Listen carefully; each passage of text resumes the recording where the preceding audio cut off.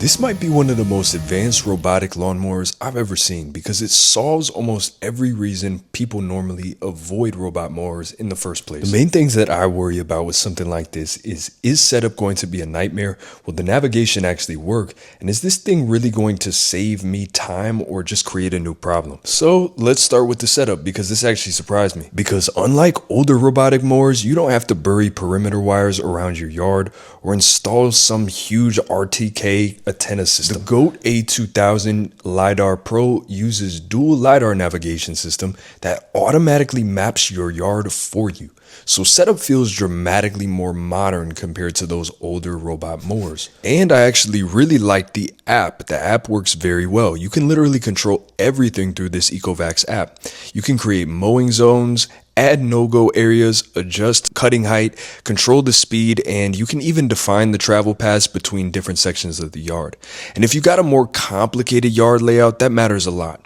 Now, the biggest thing I wanted to test was the navigation, because many people are saying how good the navigation is, but this is the type of thing that I wanted to actually see. And I will show you here, not tell you, but for me, this thing is pretty impressive. Most robotic mowers out there rely on heavy GPS, so once you get under trees near fences or around the shaded areas, the accuracy can start falling apart, but because this uses 360-degree LiDAR mapping, it can maintain extremely accurate positioning even in areas where the GPS mowers struggle. And instead of bouncing around randomly, it cuts in clean, organized patterns that make the lawn actually look professionally maintained.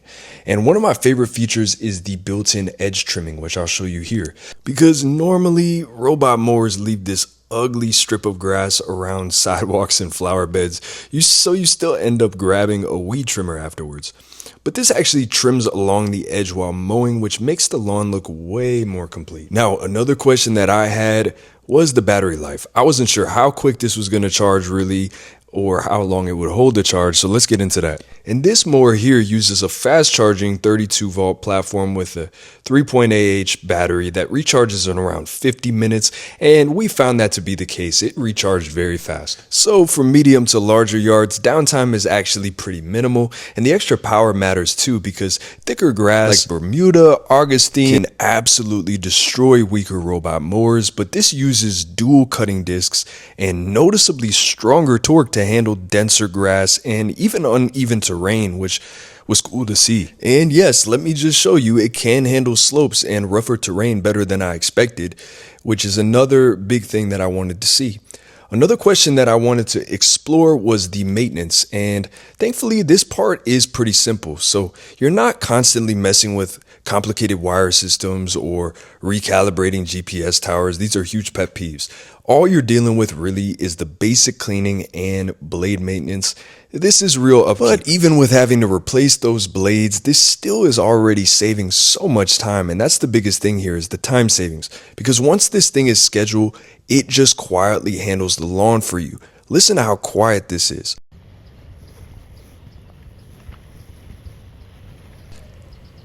No dragging out a mower in the summer heat, no spending your weekend cutting grass, and no constantly touching up edges afterwards.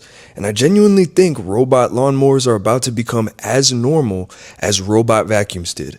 Because once the technology gets this good, people stop seeing it as a gadget and start seeing it as a real lifestyle upgrade, and that's why we got it for our home. And this truly does feel like one of the first robotic mowers that actually delivers on this promise. And I'll just close out the video here with some of the full footage clips so you can really see how this operates in use, because I think that's really important for you guys to see.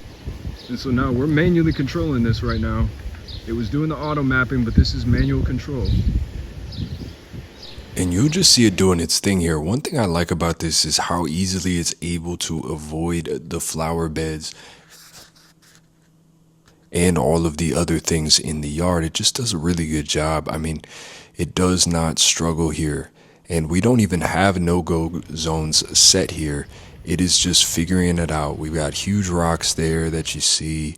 So it's just doing a good job. It was able to do the fence line as well, and just know exactly where everything is without hitting into things and stuff like that. And this is on auto mode, so it's doing this all by itself. And then once it's done, or if it runs out of battery, it just docks itself, recharges, and it can go back out. You can also set it so that if it's raining and you don't want it to go, or if you have pets in the yard and you don't want it to go, you can control it that way too. It's pretty cool. Overall, really awesome. We're happy with this so far, and we really think this is going to change our ways of maintaining the yard.